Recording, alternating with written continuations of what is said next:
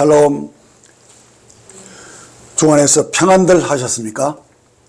오늘은 요한일서 5장 14절 15절 말씀으로 확신 가운데 드리는 기도라는 주제로 은혜를 나누고자 합니다. 우선 본문 말씀을 함께 읽도록 하겠습니다.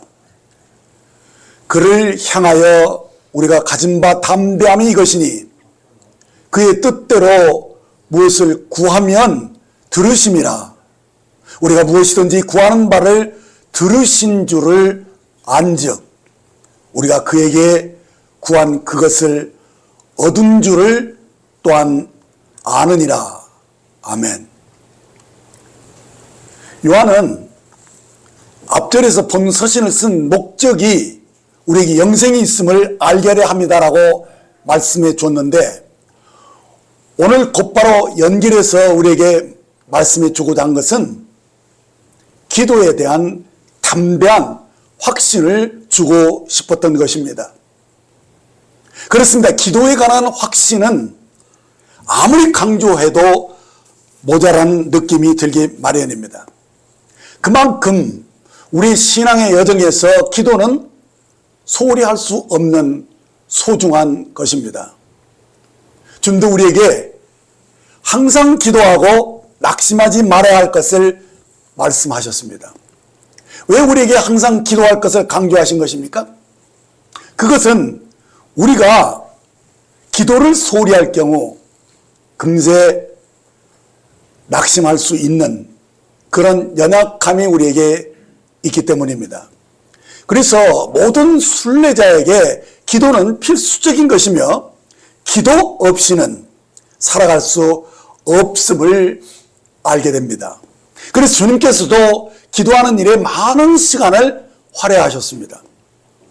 마가복음 1장 35절을 보면 새벽 아직도 밝기 전에 예수께서 일어나 나가서 한적한 곳에 가서 거기서 기도하시더니라고 말씀해 주었고, 그뿐만 아니라 주님이 제자들을 택하시기 전에 밤이 맞도록 기도하셨던 것을 보여줍니다. 이처럼 우리도 주님은 하나님의 아들로서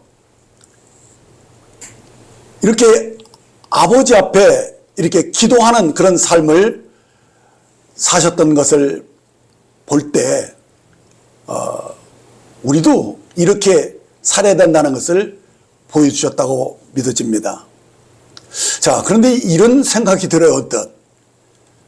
주님 지상에 계시는 동안에 참 많은 시간을 기도하셨어요.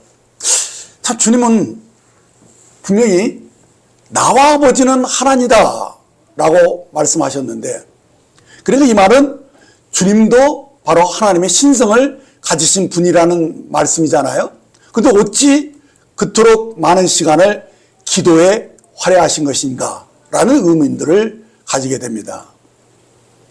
자, 그런데요, 요한복음 5장 19절과 30절 말씀을 보면 아하라고 여러분들이 깨달음이 옵니다. 내가 진실로 진실로 너에게 이르노니 아들이 아버지께서 하시는 일을 보지 않고는 아무것도 스스로 할 수 없나니 아버지께서 행하시는 그것을 아들도 그와 같이 행하느니라 하셨고, 또 30절에 내가 아무것도 스스로 할 수 없노라 듣는 대로 심판하노니 나는 그의 뜻대로 하려 하지 않고 나를 보내신 이의 뜻대로 하려 함으로 내 심판은 의로우니라 라고 하신 이 말씀을 보면 우리는 주님이 왜 그토록 기도를 소중히 여기셨는지를 알게 됩니다. 주님은 아무것도 스스로 할 수 없다라고 말씀하셨습니다. 그래서 아버지께서 하시는 일을 보지 않고는 어떤 것도 스스로 하시지 않으셨고, 아버지께서 말씀하신 것을 듣지 않은 상태로 아무것도 하시지 않았습니다. 그러니까 자기 뜻대로 살지 않으셨다는 말씀입니다. 그렇습니다. 우리 주님은 항상 아버지 하나님이 보여주신 대로 말씀하셨고 또 말씀하신 대로 그 뜻대로 사셨던 분입니다.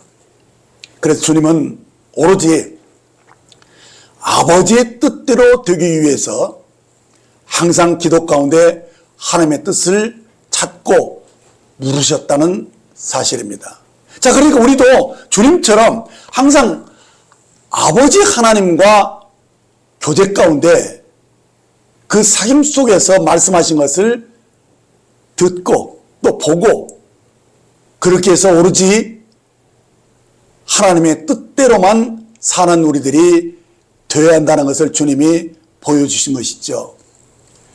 특별히 겟세마네 동산에서 주님의 기도의 본을 보여주었습니다. 주님은 아버지께로 돌아가시기 직전에 아버지가 무엇을 원하시는지를 다 아셨습니다. 그것은 인류를 위해서 자신이 속죄제물로 화목제물로 드려져야 한다는 것을 알고 계셨던 것입니다.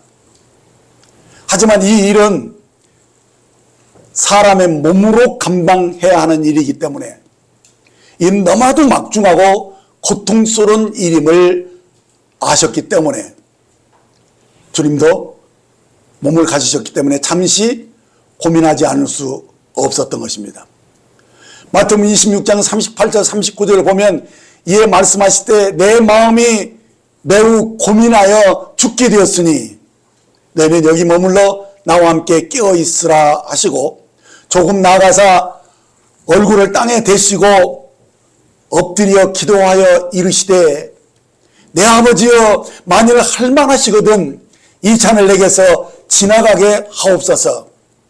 그러나 나의 원대로 마옵시고 아버지의 원대로 하옵소서라고 기도한 것을 보게 됩니다. 이것은 주님이 인자로 계시는 동안에 하나님 앞에 취하신 자세입니다. 그러므로 우리도 주님처럼 내 뜻대로 살지 않고 아버지 뜻대로 살기 위해서 우리가 기도하는 삶을 충실히 살아야 한다는 것입니다. 그래서 교회 역사에 나타난 위대한 성도들의 삶을 보면 그들은 하나같이 기도의 사람들이었습니다. 그들은 많은 시간을 기도에 헌신했던 사람들이었습니다. 자, 그래서 이 시간을 통해서 우리가 왜 기도가 필요한 것인지 그 원초적인 진리를 말씀드리려고 합니다. 시편 115편 15절 16절을 주의해서 보시기 바랍니다. 너희는 천지를 지으신 여호와께 복을 받은 자로다. 하늘은 여호와의 하늘이라도 땅은 사람에게 주셨도다라고 하신 이 말씀을 보면 땅에 사는 동안에 우리는 하늘에 계신 하나님께 기도하는 삶이 정말 중요하다는 사실을 이 말씀을 통해서 보게 됩니다. 보십시오. 이 천지 곧 하늘과 땅을 지으신 분이 누구라고 했습니까? 여호와 하나님이라고 말씀하셨습니다. 곧 여호와 하나님이 이 우주의 주관자가 되신다는 것입니다. 자, 그런데 16절에서 우리가 주의해서 살펴봐야 할 대목이 있습니다. 그것은 하늘은 여호와의 하늘이라도 땅은 사람에게 주셨도다 하고 하신 말씀입니다. 그렇습니다. 온 우주 만물의 주권이 하나님께 속한 것입니다. 그래서 하나님이 원하시는 대로 온 우주가 다스려지고 있다는 말씀입니다. 네. 그런데요, 여기서 보면 이 우주 가운데서 하나님이 무엇이든지 자신이 원하는 대로 하실 수 있지만 이 땅만큼은 사람에게 주셨다, 이렇게 말씀하셨다는 것입니다. 이게 무슨 말이냐? 이것은 이 땅도 물론 주님 것입니다. 그렇지만 사람에게 주셨다라는 것은 뭐냐면 사람들에게 임대해 주신 기간 동안에는, 그러니까 렌트한 그 기간 동안에는 주인일지라도 그 렌트한 기간 동안에는 상관할 수가 없습니다. 왜냐면 우리에게 권리가 있다는 것입니다. 이 전세 들은 사람들 주인이 와서 맨날 와서 뭐라고 하면 좋아요? 있을 수도 없는 일이죠. 그런 것처럼 이 땅의 일은 사람에게 맡기셨다는 사실이에요. 그래서 우리 인생의 모든 결정권은 누구에게 있습니까? 사람에게 있는 것이고 그 책임도 사람에게 묻는다는 것입니다. 이 원칙은 바로 하나님이 정하셨습니다.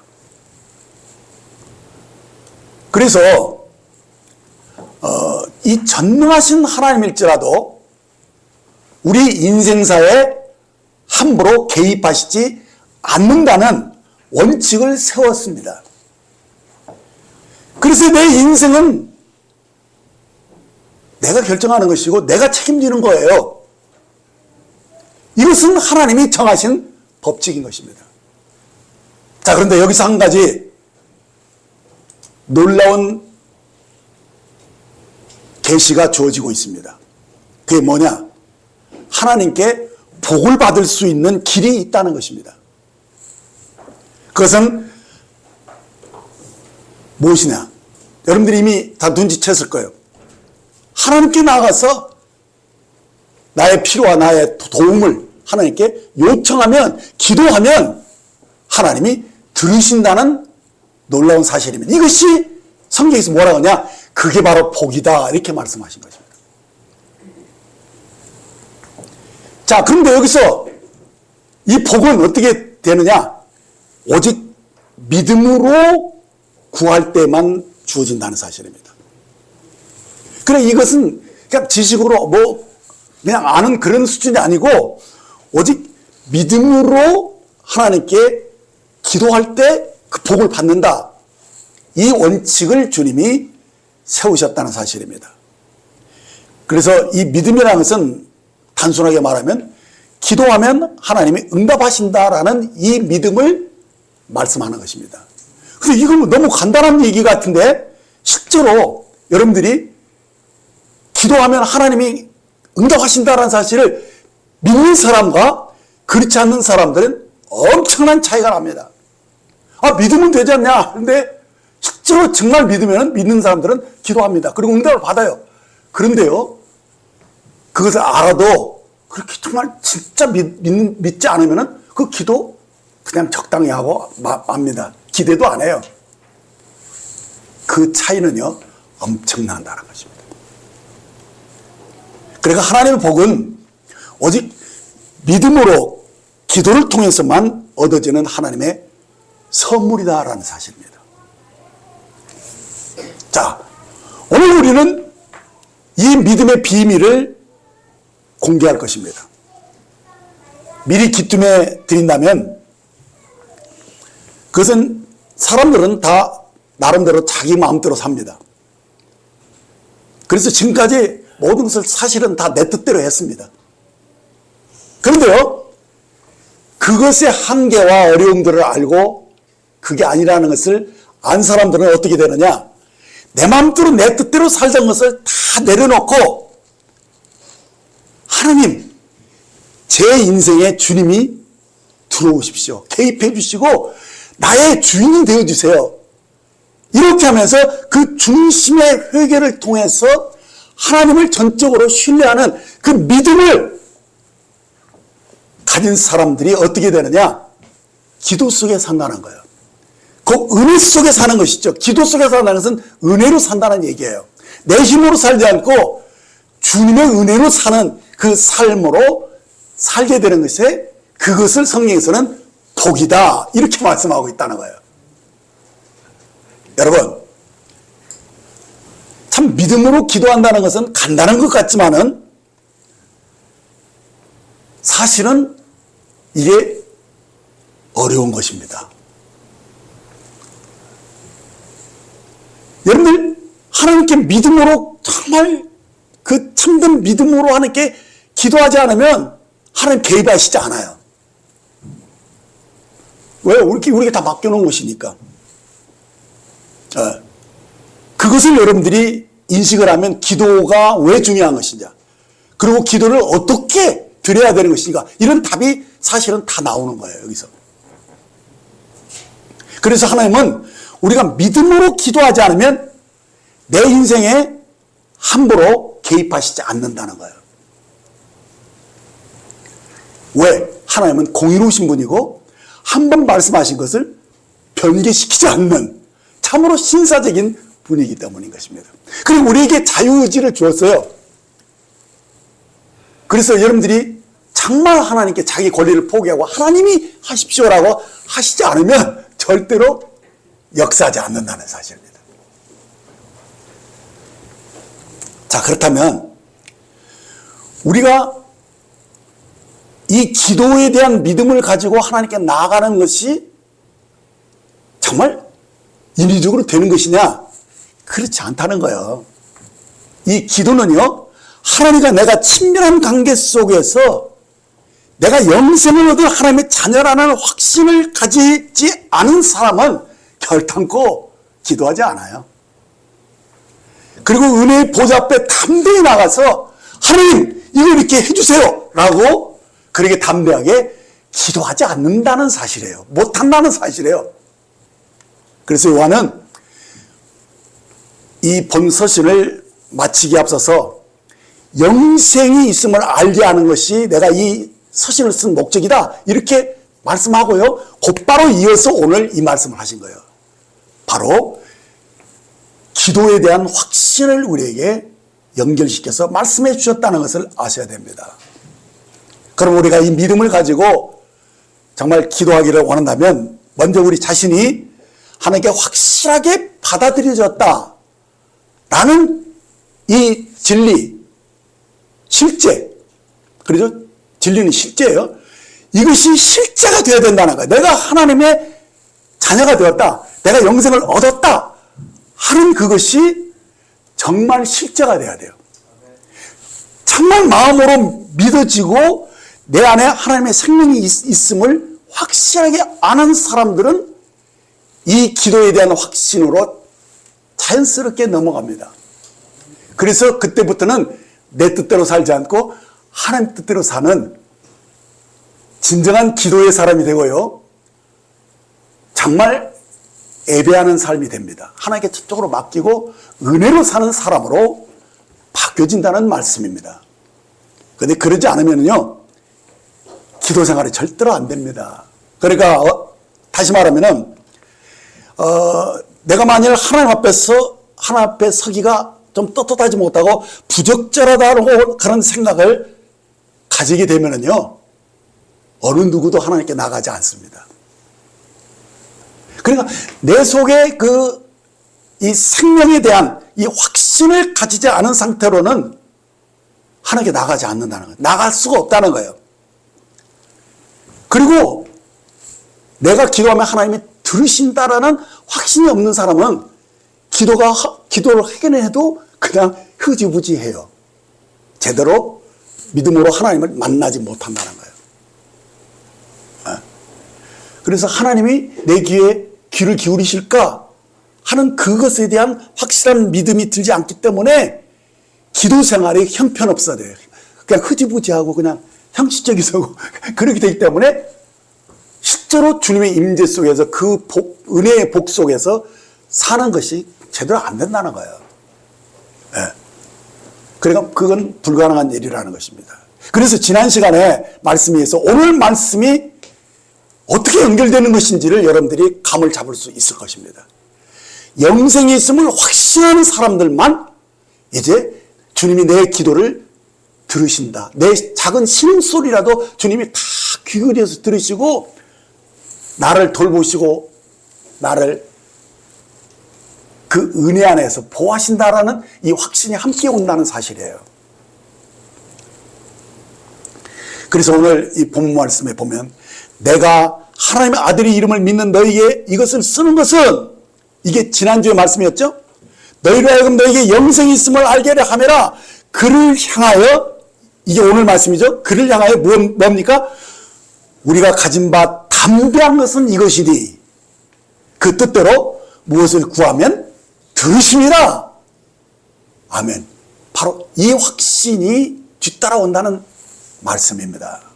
자, 이렇게 우리가 영생이 있음을 아는 자라면 그 사람은 하나님이 막연하게 멀리 하나님의 어떤 큰 권세를 가진 전능하신 어떤 그런 존재, 추상적인 어떤 존재로 여기지 않게 되고요. 이 전능하신 하나님이 바로 나의 아버지다라는 이 사실이 믿어진 사람이기 때문에 이제 자기의 도움이 필요하거나 또 어려움이 있을 때 그 은혜의 보좌 앞에 담대히 나아갈 수 있는 믿음이 그 속에 있다는 사실이에요. 이것이 없으면 안 돼요. 그래서 실제, 진리는 실제예요. 자, 여기서 특별히 이 오늘 본문 말씀 중에서 들으심이라. 그 뜻대로 무엇을 구하면 들으심이다. 저는 여기에 굉장히 감동이 되더라고요. 왜 그러냐? 듣는다는 것은 단지 어떤 기계적인 반응이 아니라 전능하신 하나님이 실제로는 우리가 말하기도 전에 모든 것을 다 알고 계시는 분이지만 여기서 들으신다는 말을 구체적으로 하신 것은 우리를 향하여서 그분이 항상 귀가 열려 있다는 거예요. 다시 말하면 우리에게 관심을 가지시고 귀를 기울이고 계신다는 거예요. 우리가 어떻게 하는가를 살피실 뿐만 아니라 우리가 말하는 것을 그냥 듣고 그에게 어떻게든 도우시고자 하는 그런 애틋한 마음. 그리고 이것을 가리켜서 뭡니까? 은총이라고 하는 것이죠. 은총. 그래서 은총을 가지시고 자녀의 그 요구와 그 기도를 들어주시려고 늘 준비되어 있는 분으로 우리에게 말씀해 주었다는 것입니다.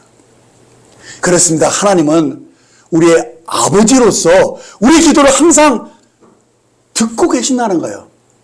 그것에 대해서 확신하는 사람들은 어떤 때이든지 자기에게 도움이 필요할 때면 하나님께 당당히 나가서 기도한다는 거예요. 그리고 그 기도했으면은 이게 될까 어떨까 그런 게 아니라 그냥 기도했으면 당연히 하나님의 도우심과 역사가 나타난다는 것을 그냥 믿기 때문에 기도하면서 받은 줄로 믿어버리고 마음이 평안해진다는 거예요. 와, 이것처럼 놀라운 복이 어디 있을까요? 네. 이 세상 사람들은 사실 이 깊은 이 평안을 모릅니다. 경험한 사람들이 아니면 모릅니다. 네. 정말 하나님 안에 은혜 안에서 자녀로 산다는 이 평안함과 담대함과 든든함이 얼마나 놀라운 복인 것인지를 아셔야 한다는 것입니다. 그래서 주님은 우리가 언제나 우리에게 귀가 열려 계신 분이고 항상 우리들을 기도를 들으시고 우리가 작은 신음소리도 주님이 다 캐치하신다는 이 놀라운 사실들을 인식하셔야 됩니다. 그래서 주님은 하나님 우리에게 이렇게 우리를 소중히 여기면서 우리의 그 세밀한 것을 다 보고 계신다는 것을 이렇게 말씀하셨어요. 마태복음 10장 29절 31절에 보면 참새 2마리가 한 나선에 팔리지 않느냐. 그러나 너희 아버지께서 허락하지 아니하시면 그 하나도 땅에 떨어지지 아니하리라. 너에게는 머리털까지 다 세신 바 되었나니 두려워하지 말라. 너희는 많은 참새보다 귀하니라. 아멘. 네. 정말 하나님이 참새 하나도 소홀히 하지 않는 분이잖아요. 그만큼 섬세하신 분이에요. 근데 그분이 얼만큼 우리들의 모든 것을 다 살피고 보시느냐면 머리털이 몇 개 있는 것까지 다 파악하고 계신 거예요. 왜냐하면 나이 먹어서 이렇게 빗다 보면 머리 막 빠지잖아요. 그렇죠? 이러다가 걱정하는 분들도 있지만은 머리털의 상황을 다 파악하고 계신다는 거예요. 그러니까 이거 참 너무 재밌는 표현이죠. 그냥 우리를 그렇게 모든 것을 소상히 살피신다는 얘기죠. 우리가 참새만 또 못하겠냐. 그러니까 너 두려워하지 말라. 내가 너희를 지키고 너희 필요를 채우신다. 라는 이 놀라운 확신을 주는 말씀인 것입니다. 그래서 히브리서 4장 16절을 보면 그러므로 우리는 긍휼하심을 받고 때를 따라 돕는 은혜를 얻기 위하여 은혜의 보좌 앞에 담대히 나아갈 것이냐라고 말씀해 주었습니다. 자, 이것이 어떻게 가능한 것이냐. 히브리서 10장 19절을 보시면 그러므로 형제들아 우리가 예수의 피를 힘입어 성수에 들어갈 담력을 얻었나니라고 말씀합니다. 뭘 얘기합니까? 예수의 피로 말미암아 우리가 구속받은 하나님의 자녀가 되었지 않냐는 겁니다. 그거 하나면 우리가 하나님 앞에 담대함을 얻을 수 있다는 거예요. 이 담대함을 하나님 앞에 떳떳이 설 수 있는 이 담대함이 바로 여기서 기도가 나온다는 거예요. 여기서 기도의 응답이 나온다는 거예요. 본문 14절에 뭐라고 했습니까? 그를 향하여 우리가 가진 바 담대한 것은 이것이니 그의 뜻대로 무엇을 구하면 들으시리라. 할렐루야. 이거예요. 이 믿음이에요. 그러므로 우리가 구속받은 하나님의 자녀라는 사실을 확신하고 있다면 이제 우리가 하나님께 나가서 무엇을 구하든지 다 들으신다는 확신을 갖는 것은 너무나도 당연한 이치고 논리라는 것을 안다는 것입니다. 그렇죠? 이건 참 중요한 것입니다.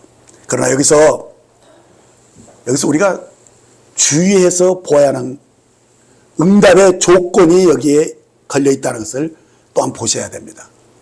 그 응답의 조건이 무엇입니까?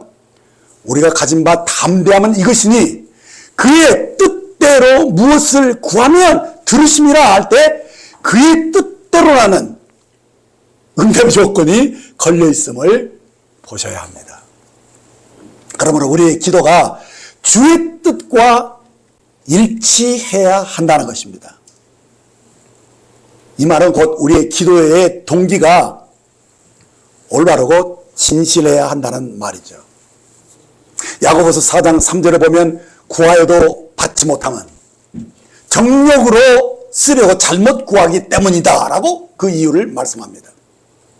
그렇습니다. 우리가 기도에도 응답을 받지 못할 때가 있는데 우리는 그때 우리를 살펴볼 필요가 있습니다. 우리의 기도가 이기적일 수 있다는 것입니다. 자신을 위해서 혹은 가족을 위해서 축복받기를 바라지만 그것이 욕심에서 나올 수 있어요. 그래서 어느 일 중에서 내가 갖기를 원하면 다른 사람 못 갖는 거 아닙니까? 그렇죠? 그래서 하나님의 영광을 위한 것인지 자신의 탐욕과 성공을 위한 것인지를 우리는 살필 필요가 있습니다.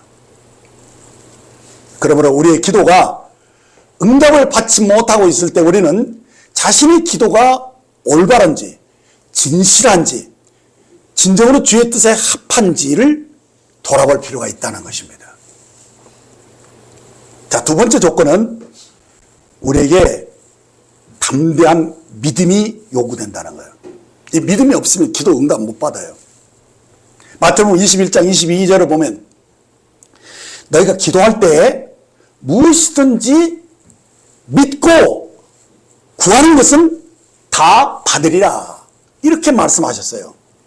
여기 걸려있는 조건이 뭐예요? 믿음으로 구하는 것은 다 받으리라 말씀하신 것입니다. 그래서 야고보서도 1장 5절로 8절을 보면 너희 중에 누구든지 지혜가 부족하거든 모든 사람에게 후히 주시고 꾸짖지 아니하시는 하나님께 구하라. 그리하면 주시리라. 오직 믿음으로 구하고 조금 더 의심하지 말라. 의심하는 자는 마치 바람에 밀려 요동하는 바닷 물결 같으니 이런 사람은 무엇이든지 주께 얻기를 생각하지 말라. 두 마음을 품어 모든 일에 정함이 없는 자로다라고 말씀하신 것을 보게 되면 기도 응답은 하나님에 대한 우리의 굳건한 믿음이 있어야 한다는 것입니다. 그래서 야고보서 5장 15절에도 믿음의 기도는 병든 자를 구하라니 주께서 그를 일으키시리라. 혹시 죄를 범하였을지라도 사하심을 받으리라 라고 우리가 치유를 위해서도 기도를 하는데 어떤 사람들은 막연하게 합니다. 믿음이 없어요. 그래서 주님이 역사하지 못합니다. 복을 얻지 못한 경우도 있다는 거예요. 그것은 뭐냐? 믿음의 기도는 병든 자를 구원하기 때문에 믿음이 기초가 되어야 된다는 거예요. 자, 그렇다면 이 믿음이 구체적으로 어떻게 역사하는지 그 구조를 알 필요가 있습니다. 요한복음 15장 7절을 보십시오. 너희가 내 안에 거하고 내 말이 너희 안에 거하면 무엇이든지 원하는 대로 구하라. 그리하면 이루리라 하신 이 말씀을 보시게 되면 이 믿음이 어떻게 형성되는 것이냐? 우리가 주님을 신뢰하여 믿을 때 이 믿음이 구체적으로 우리 어떻게 형성되느냐 하면 우리가 주님을 신뢰한다는 것은요, 그가 하신 말씀을 의심 없이 100% 받아들인 상태를 가리키는 것입니다. 자, 이는 마치 어떤 형태냐? 가지가 포도나무에 붙어있는 것처럼 전적으로 하나님을 의존함으로써 그 생명이 공급되는 위치에 머물러 있다는 말이에요. 이게 믿음이라는 거예요. 자, 이는 곧 우리가 주님과 한 몸이 되었다, 연합되었다라는 믿음의 실제는 연합인 것을 우리에게 말씀해 주는 것입니다. 내가 주님 안에 있고 주님이 내 안에 계신 거예요, 지금요. 그러면 어떻게 내가 주님 안에 딱 거하면은 주님은 나에게 어떻게 거하시느냐? 말씀으로 거하신다는 거예요. 약속으로 거하신다는 거예요. 그럼 그 약속을 구하면 무엇이든지 그 약속에 의해서 구하면 다 받으리라는 거예요. 자, 이것이 바로 우리가 믿음을 어떻게 가지고 그것이 구체적으로 어떻게 역사하는 것인지를 정확하게 말씀해 주었다는 것입니다. 한마디로 연합입니다. 그러면 그 연합된 삶은 구체적으로 어떻게 나타나느냐? 그것은 그가 계명대로 사는 모습을 보여준다는 겁니다. 가지가 포도나무에 붙었으면 절로 과실을 맺잖아요. 그렇죠? 그것을 성경에서 뭐라면 계명대로 사는 삶이 이루어진다라고 말하고 있는 거예요. 요한일서 3장 22절 24절을 보십시오. 무엇이든지 구하는 바를 그에게 받나니 이는 우리가 그의 계명을 지키고 그 앞에 기뻐하시는 것을 행함이라. 그의 계명은 이것이니 곧 그 아들 예수 그리스도의 이름을 믿고 그가 우리에게 주신 계명대로 서로 사랑할 것이니라. 그의 계명을 지키는 자는 주 안에 거하고 주는 그 안에 거하시나니 우리에게 주신 성령으로 말미암아 그가 우리 안에 거하시는 줄을 우리가 아느니라. 이렇게 연합되어서 가지가 포도나무에 붙어있는 그죠? 연합되어 있는 사람들은 계명을 지키는 그런 분명한 열매가 맺혀지는 것인데 이 모든 것이 바로 성령으로 이루어지는 것을 말씀해 주었잖아요. 그것을 안다는 거예요. 그래서 이 말씀 보면 우리가 계명을 지키고 그 앞에서 기뻐하시는 것을 행하는 사람들은 이 기도 응답에 대한 확신을 그냥 자연스럽게 가질 수 있다는 거예요. 그래서 기도 응답이 요구하는 믿음은 무엇이냐? 우리의 연합된 삶이에요.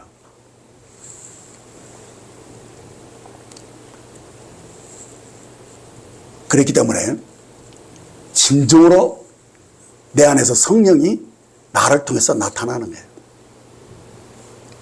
그래서 여기에는 결코 있을 수 없는 일이 뭐냐? 주님 없이 내 마음대로 사는 것이 있을 수 없어요. 그러니까 우리가 의도적으로 주님과 상관없이 죄를 짓고 살고 있다면, 하나님의 뜻에 어긋나게 사는 사람이라면 그 사람은 기도 응답의 확신을 결코 가질 수 없다는 거예요. 그렇습니다. 우리가 주의 계명을 지키고 주 안에 거하여 삶으로써 그 말씀이 내 안에 있어야만 내가 기도할 수 있고 그 기도가 응답된다는 것이 말씀의 요지인 것입니다.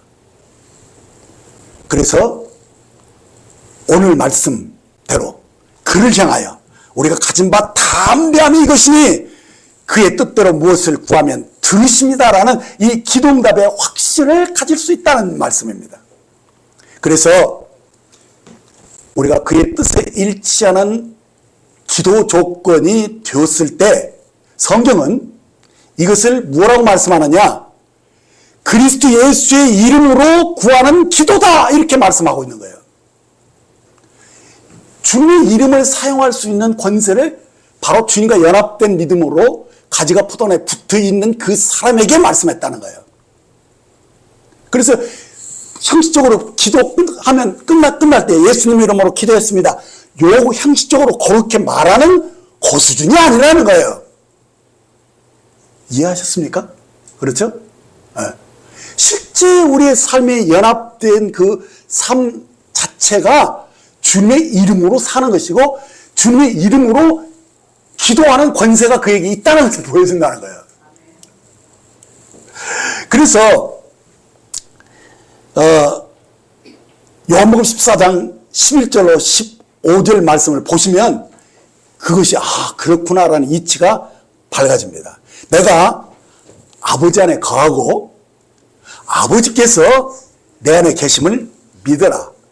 그렇지 못하겠거든 행하는 그 일로 말미암아 나를 믿으라. 내가 진실로 너에게 이르노니 나를 믿는 자는 내가 하는 일을 그도 할 것이요 또한 그보다 큰 일도 하리니 이는 내가 아버지께로 감이라.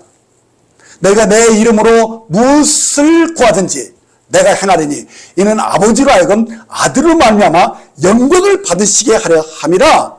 내 이름으로 무엇이든지 내게 구하면 내가 행하리라.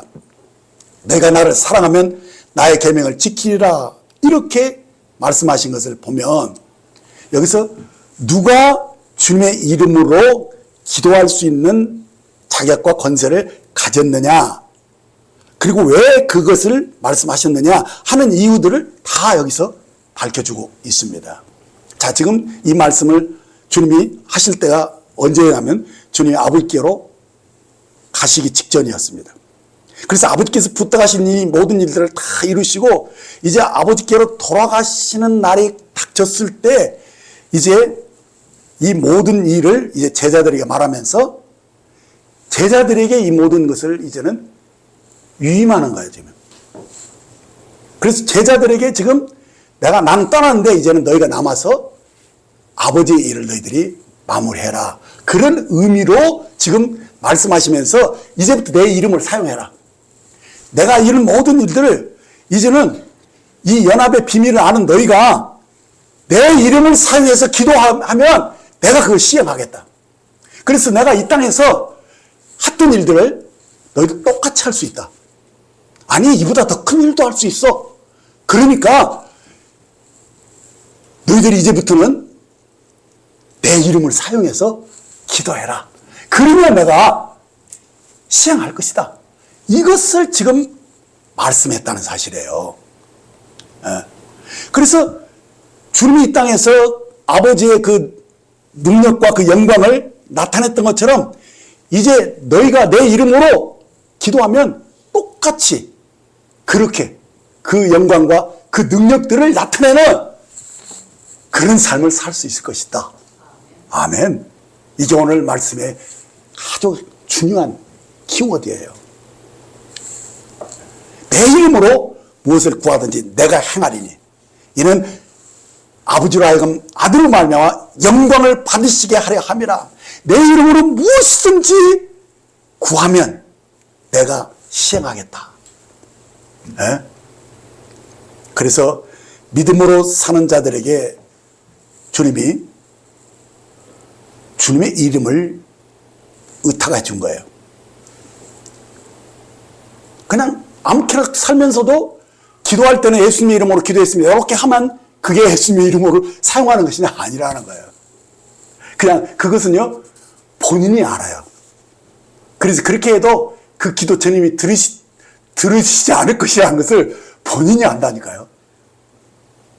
그러니까 믿음이 없이 그렇게 형식적으로 해버린 기도는 아무런 능력이 없어요. 그래서 정말 그 계명대로 살면서 가지가 포도나무에 붙어있는 것처럼 주님을 그대로 드러내는 그런 삶을 사는 이들은요, 솔직히 예수님의 이름으로 기도했습니다 그 말 안 해도 그냥 예수님의 이름으로 기도하고 있는 거예요, 지금. 그런 의미라고요. 그래서 이 기도 응답에 대한 확신 확신을 가지고 기도하는 것은 너무나 큰 특권이라는 거예요. 이것이 정말 믿어진 사람들은요, 기도를 진지하게 합니다. 시간의 구애를 받지 않고요, 많이 기도하려고 애쓰지도 않고요, 그냥 주님과 연합된 상태에서 늘 기도하다시피 해요. 그래서 그냥 항상 깨어서 기도한다니까요. 의식만 있으면 쭉 부르고요. 그냥 또 때로는 방언 기도도 하면서, 그리고 늘 이렇게 때로는 어떨 때는 답답하면 또 탄식도 하면서 성령이 내 안에서 기도하시는 걸 알아차리고 또 기도하고, 이게 자연스럽게 그렇게 살게 돼 있어요. 그게 영생을 얻는 자의 특성이거든요. 만일 그렇지 않다면, 그런 경험이 아직도 그 단계에 이르지 못했다면 빨리 이르러야 돼요. 여러분이 정말 죄사함을 받고 영생을 얻은 사람이라면 이 항상 깨어 기도하는 단계로 들어가셔야 돼요. 그렇지 않으면 연합된 삶이 나오질 않아요.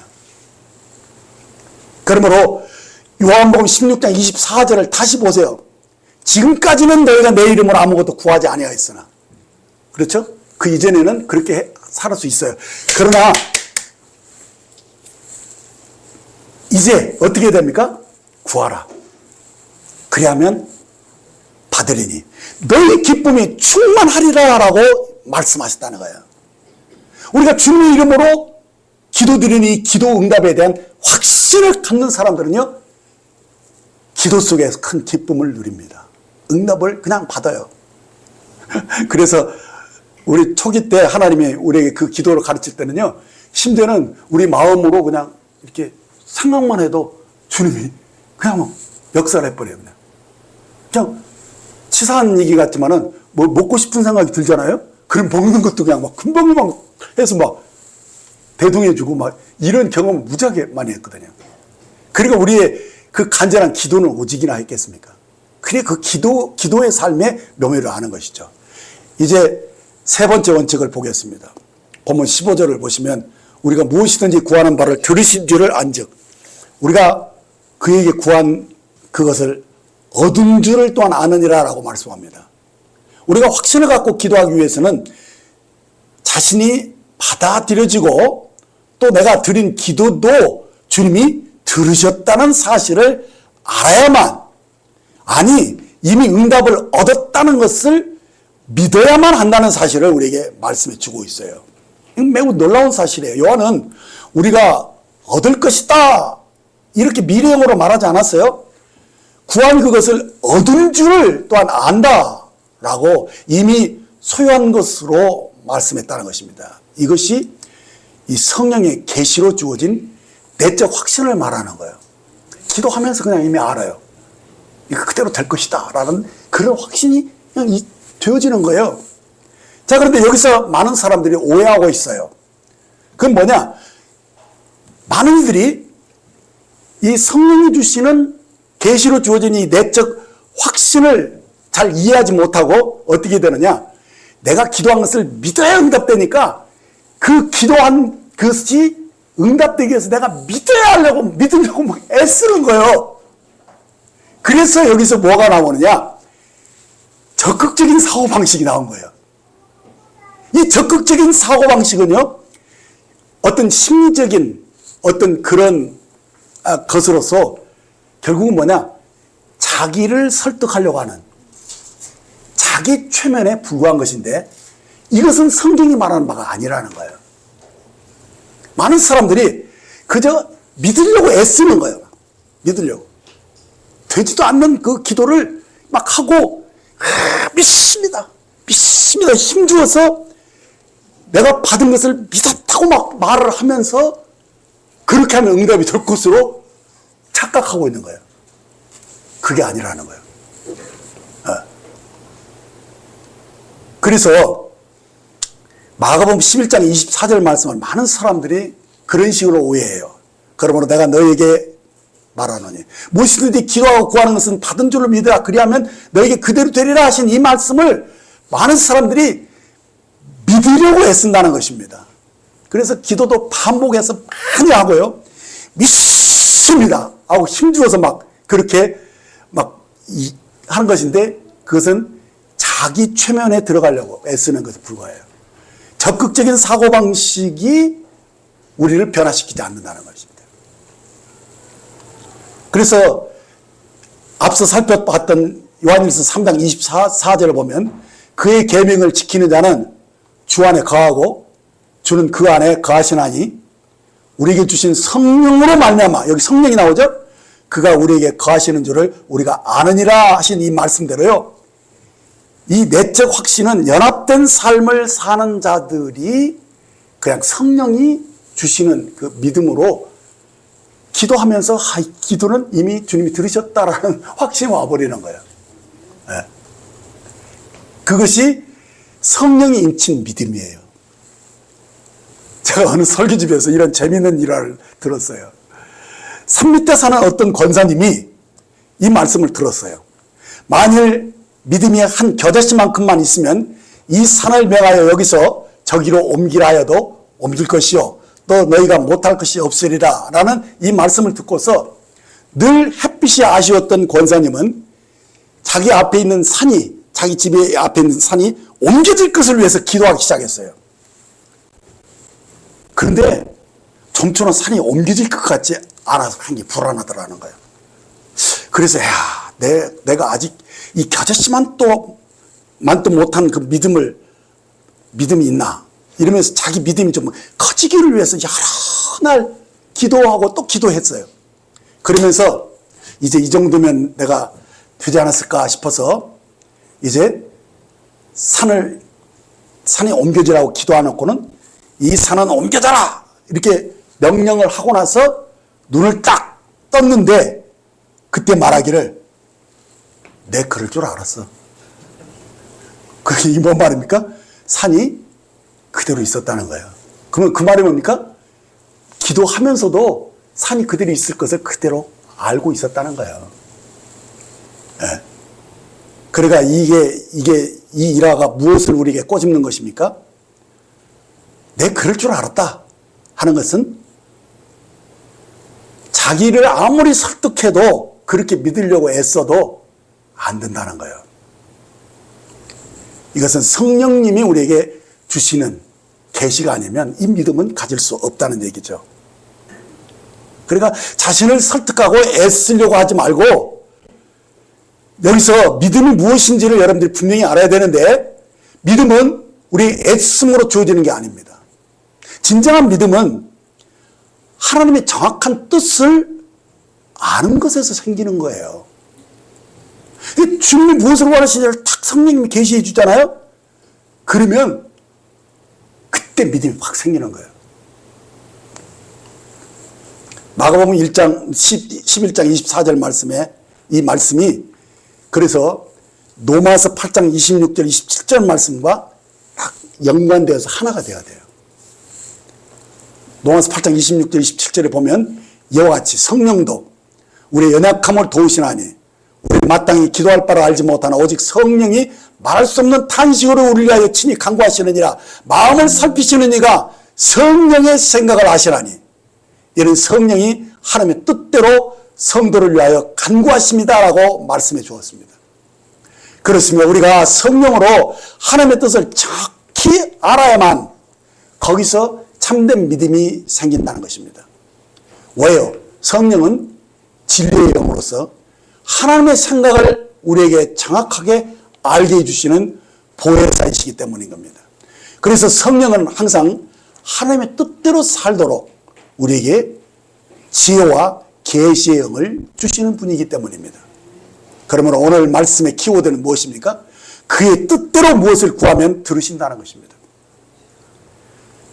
그가 들으시면 우리가 그에게 구하는 것을 얻은 줄을 또한 안다는 말이죠.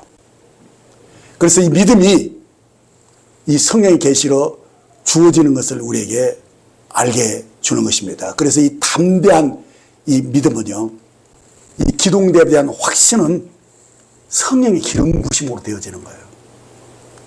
네. 그래서 이 기도에 대한 우리들이 이 담대함을 우리들이 회복하면요, 어떤 놀라운 일이 일어나느냐? 하나님의 영광을 위해서 내가 두려워하지 않는다는 거예요. 그리고 뒤로 물러나지 않고 담대하게 주님이 시키신 일을 할 수 있는 그런 담력이 생기는 것인데, 그것이 뭐냐? 사도행전에 일어났던 역사예요. 여러분들 사도행전에서 어떤 일이 일어나는지 아시죠? 주님이 부활하시고 승천하시기 전에 사도들에게 분부했습니다. 예루살렘을 떠나지 말고 내가 들은 바 너희 아버지의 약속하신 것을 기다리라 하셨어요. 그러면 몇 날이 못 돼요? 성령으로 세례를 받으리라 이렇게 말씀하신 그 말씀을 쫓아서 제자들이 주님 승천하신 후에 계속 모여서 기도를 했습니다. 그런데 오순절날 마가 다락방에 성령님이 강력하게 임하셨죠. 그래서 사람들이 다 성령이 충만을 받고 다른 방언으로 말하기 시작하면서, 그때부터 어떤 놀라운 일이 일어났습니까? 그 제자들에게 주의 권능이 나타나기 시작했다는 거예요. 주님 지상에 계시는 동안에 하셨던 그 일들을 제자들이 이제 하기 시작했다는 사실. 이것이 사도행전이에요. 그래서 그 당시 곧 초대교인들은요, 이 마가복음 16장 17절 18절 말씀이 그대로 이루어졌어요. 믿는 자들에게 이런 표적이 따르니 곧 그들이 내 이름으로 귀신을 쫓아내며 새 방언을 말하며 뱀을 집어올리며 무슨 독을 마실지라도 해를 받지 아니하며 병든 자에게 손을 얹은 즉 나으리라. 바로 이 말씀이 초대 그리스도인들에게 강력하게 나타났다는 거예요. 그래서요, 이 부흥의 불길이 예루살렘으로 시작해서 유다와 사마리아와 땅끝까지 번져나가기 시작하면서 100년이 되기도 전에 로마 전역에 복음이 편만하게 전파되면서 결국 AD 313년에 기독교가 로마 제국의 국교로 공인될 만큼 엄청난 부흥과 확장이 있었다는 거예요. 이것을 성경은 성령의 이른비다 이렇게 말씀하고 있는데, 자, 그런데요, 놀라운 것은 이제 이 세상이 심판을 받고 멸망하기 전에 반드시 늦은 비의 성령의 역사가 일어나리라고 말씀했다는 거예요. 그래서 그 늦은 비의 이 성령의 역사로 말미암아서 이제 마지막 남은 백성들이 구원을 딱 받고, 그리고 대환란이 시작된다는 거예요. 그래서 이 대환란 직전에, 교회 시대가 끝나기 직전에, 이 세상 나라가 그리스도의 나라로 바뀌기 전에 대부흥이 한번 있다는 것입니다. 그게 뭐냐? 늦은 비의 역사라는 거예요. 그래서 마지막 남은 구원자들을 구원해내는, 그리고 어설프게 믿었던 사람들이 다 그래서 회개해서 주님 오실 날들을 막 준비하는 그런 대풍이 일어나는 거예요. 그리고 이제는 대환란이 휴가 될 사람 휴가되고 이렇게 하면서 이제 하나님의 경륜이 딱 거기서 끝나면 이제 주님이 오시고 천년왕국이 시작된다는 말씀이죠. 우리는 오래전부터 이 늦은 비의 역사에 동참하기를 갈망해 왔습니다.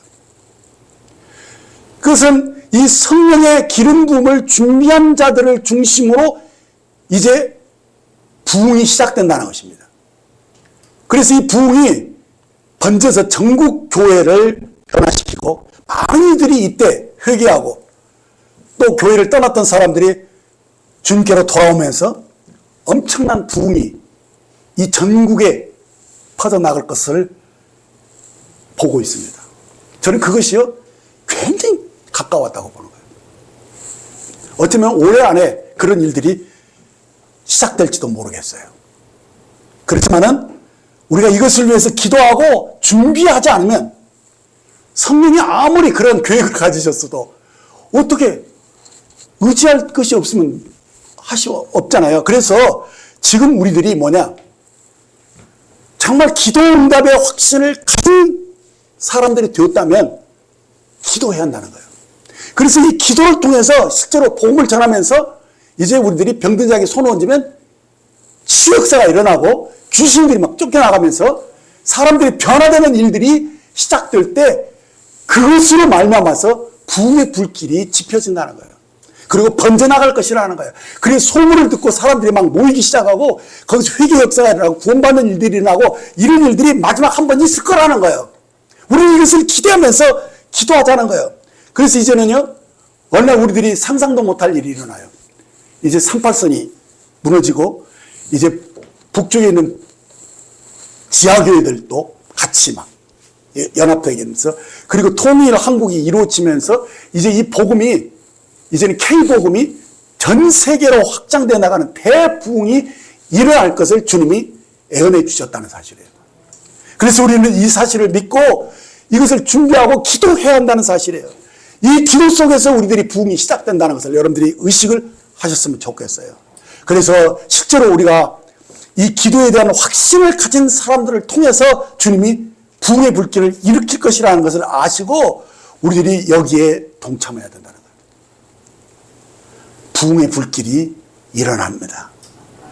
이것은 기도응답에 큰 확신을 가진 사람들이 이제 담대하게 복음을 전하면서 이 성령의 불길들을 이제 일으킬 것입니다. 이 부흥의 열기 속에서 우리는 기도하면서 우리와 관련된 모든 권면과 모든 약속들 그리고 모든 애언들이 우리 안에서 성취되기를 간구하면서 실제로 그 응답을 받으면서 큰 부흥을 경험할 것이라고 믿습니다. 데살로니가 4장 3절에 보면 하나님의 뜻은 이것이니 너희의 거룩함이라고 말씀하셨습니다. 우리가 만일 이 거룩함을 위한 우리의 이 성결함을 위해서 기도한다면 이 기도를 주님이 들으신다는 확신을 또한 가질 수 있다는 것입니다. 거기서 변화가 일어나는 것이죠. 거기서 위대한 부흥이 일어나는 것입니다. 그렇습니다. 우리가 하나님의 사랑을 아는 것은 하나님의 뜻입니다. 성령을 통해서 하나님의 사랑이 계시해달라고 기도하시면 그 기도를 주님이 들으신다는 거예요. 그 약속들을 우리에게 주시고 하신 이 모든 것들을 다 주시기를 원하시긴데 우리들이 기도해야 한다는 것입니다. 그래서 이 기도할 때, 이 기도의 부흥이 일어날 때 이제 엄청난 성령의 역사가 나타난다는 것입니다. 그래서 물이 바다를 덮은 것 같이 여호와의 영광을 인정하는 것이 온 세상에 가득하게 되는 그날들을 여러분들이 바라보고 기도하셔야 됩니다. 주님 이 시간에 이렇게 말씀합니다. 구하라 그러면 너에게 주실 것이요, 찾으라 그러면 찾을 것이요, 문을 두드리라 그러면 너에게 열릴 것이니 구하는 이보다 받을 것이요, 찾는 이가 찾아낼 것이며 두드리는 이에게 열릴 것이냐라고 말씀하고 계십니다. 이제 우리에게 이 기도 생활이 숨쉬는 것처럼 편안해져야 되고 또 간절한 소망으로 주님 앞에 나가야 될 것입니다. 그 기도의 응답이 우리의 삶의 실제가 되어야 할 것입니다. 그래서 이제 마지막으로 여러분들에게 말씀 읽어드리고 싶은 구절이 있습니다. 그것은 뭐냐면은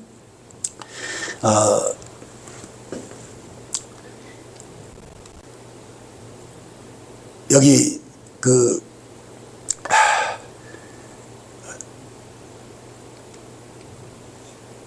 요한복음 14장 12절 14절 말씀입니다.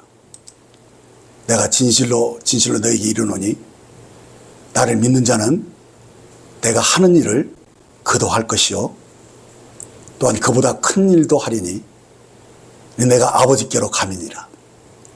너희가 내 이름으로 무엇을 구하든지 내가 행하리니 이는 아버지로 하여금 아들로 말미암아 영광을 받으시게 함이라. 내 이름으로 무엇이든지 내게 구하면 내가 행하리라